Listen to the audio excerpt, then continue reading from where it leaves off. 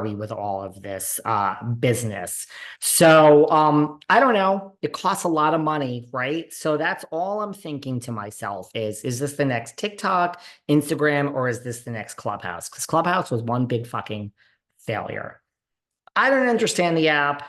Maybe I'm an idiot, but if I have to think so hard to understand something, I'm not going to do it. Granted, I'm not so sure I would have understood TikTok or Instagram when they first came out. So maybe Louie Ruelas is onto something. Maybe this is going to be sold for hundreds of millions of dollars. I wish him well, but all I can think of is Tyga is performing, and this party is just gigantic. So who the fuck is paying for this party? Who? Do you have investors? Or is this the money of Teresa Giudice? Is this Gia's inheritance? Because that is where my mind goes. Okay? Oh, come on. Your mind doesn't go there. All I'm thinking is this is Teresa's money, and he convinced her that this is a great idea. And now her money is out the fucking window. I know you make 2 point something million dollars a year plus all your other residuals, but with 4 colleges to pay for, after taxes, living in the house, the lifestyle you lead, it's not that much money. $2.5 million, a lot of money. But when you add all that in, this party, I don't even know. And it's in Los Angeles. So more power to you. Tree huggers, she ain't my queen. I would open your eyes and I would be concerned. That's all, because this thing costs a shitload of money. I would say like maybe $250,000 is what I would think this party costs, just based on looking at it. What the fuck do I know? That's just where my mind goes. So I hope it's succeeding. Maybe you have investors. I just assume it's Teresa's money. And that's like Aiden was there. I mean, this Aiden will fly anywhere for her friend, right? Not that big a deal across country, but man, does that make her thirsty? Does that make her a good friend? I mean, it made her thirsty in season 1. I mean, we're into it now. I guess she's a good friend, but man, on a positive note, I have to say, not everyone liked it. I thought Teresa looked great. I loved what Teresa was wearing. I thought it was really nice. I really did. So, tree huggers, I would open your eyes and I would do a bat your eyes to your girl because I mean, her money is going out the window. And you want to know why I'm fucking single? Meanwhile, before we get into John and Rachel Fuda, this messy Gina, let me tell you something. I split my time between New York and California. You know that. We have been through it out here in LA. Okay. I've been splitting my time now for less than 2 years. And I have been in some shakes here. There's shakes, there's earthquakes. Come on. This is what happens. There's just earthquakes. It's just what happens. There's nothing that we can do.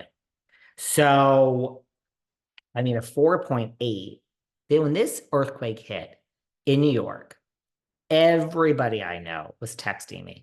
We just had an earthquake. We just had an earthquake. I'm like, everybody settle down. Everybody settle down. Then my friend calls me.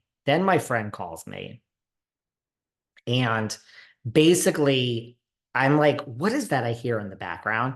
My friend calls me, the news. It's on the news, like urgent coverage as if people got like stabbed in the subway, which is happening in New York every minute, about this earthquake. And I'm like, oh my God, it was a 4.8. Jesus fucking Christ, guys, calm down. Now, I don't want to take away from anyone's trauma, but I mean, we have this here all the time. Anyway, I mean, I have to say, Melissa's not alone. Drita Devanzo, the mob wife herself. We don't fuck with Drita. She said she was scared shitless. Her chandelier almost fell. Her dog actually was shaking on the video. She had to run downstairs with the dog. Oh my God, she had to run out of her house. Drita was pissed. But this messy G, I mean, you can't make this shit up. Melissa Gorga calls 911 saying she thought it was a ghost in the house. I mean, are you fucking kidding me?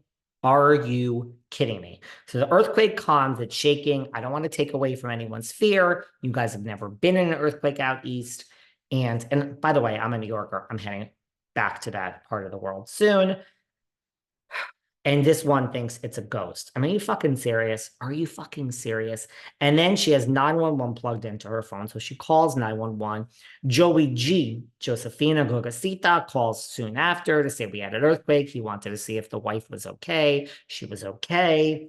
And we don't know if the police ever showed up at her house. So you can't make this stuff up. Speaking of Josefina Gorgasita, he is advertising on his Instagram for a construction jobs. So anyone out there, I am remodeling my New York City apartment, and I hired the same firm that did Bethany's apartment, not Bethany's place she lived in with Jason, but her apartment after that. That is my designers, and they are doing a great job. And we're good, Joe. I don't need to hire you for any construction. But Joe is advertising on his Instagram, Gorga Development LLC. Bring your vision to life with quality craftsmanship and home collection. I mean, is this Melissa's house? I mean, I think it is. Wow. Their pool is really fucking nice. I mean, wow. Is this, I mean, if that's Joe's and he did this house, it's pretty nice.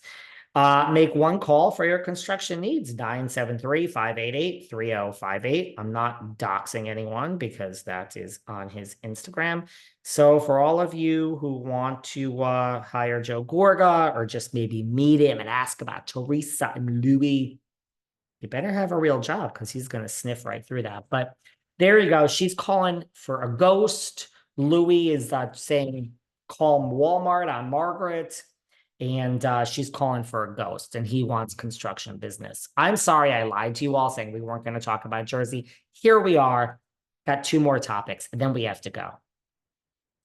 The cast picture is out, and we have Margaret and Messy G and Rachel Fuda on one side.